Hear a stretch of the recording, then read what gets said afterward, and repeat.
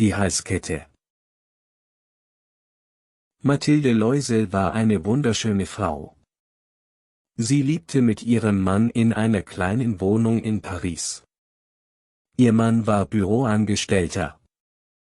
Obwohl Mathilde alles hatte, was sie zum Leben brauchte, war sie unzufrieden. Sie träumte von einem Leben in Luxus. Mathilde wünschte sich schöne Kleider, großen Schmuck und ein prachtvolles Haus. Sie fand ihr Leben langweilig.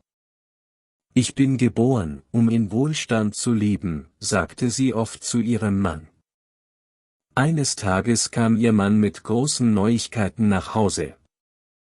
Mathilde, sieh mal.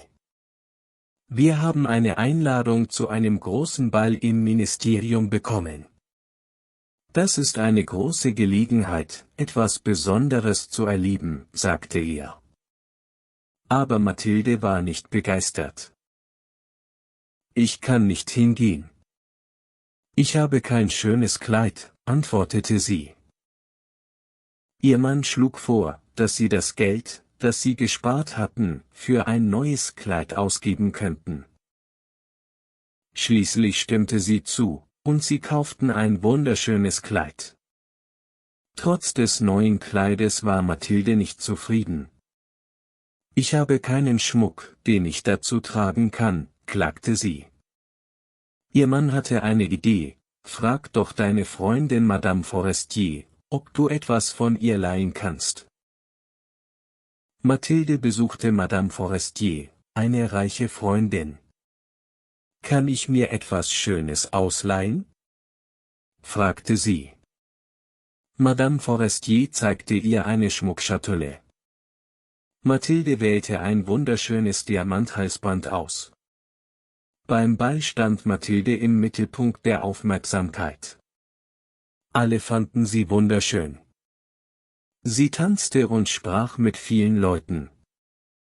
Es war der beste Abend ihres Lebens. Mathilde fühlte sich wie eine der Reichen und Erfolgreichen. Doch nach dem Ball entdeckte sie, dass das Halsband verschwunden war. Sie und ihr Mann suchten überall, aber sie konnten es nicht finden. Mathilde und ihr Mann beschlossen, das Halsband zu ersetzen. Sie gingen zu einem Juwelier und fanden ein ähnliches Halsband. Es kostete 36.000 Euro.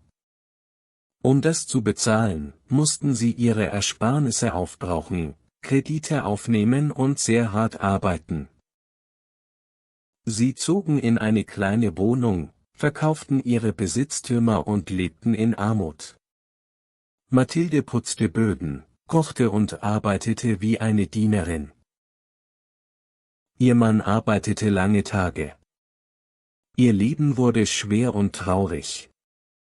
10 Jahre später traf Mathilde Madame Forestier auf der Straße. Madame Forestier erkannte sie kaum wieder. Mathilde sah alt und müde aus. Ich muss dir etwas sagen, sagte Mathilde. Ich habe dein Halsband verloren und ein neues gekauft. Wir haben 10 Jahre dafür bezahlt. Madame Forestier war schockiert. Oh Mathilde, das Halsband war nur eine Kopie. Es war höchstens 50 Euro wert.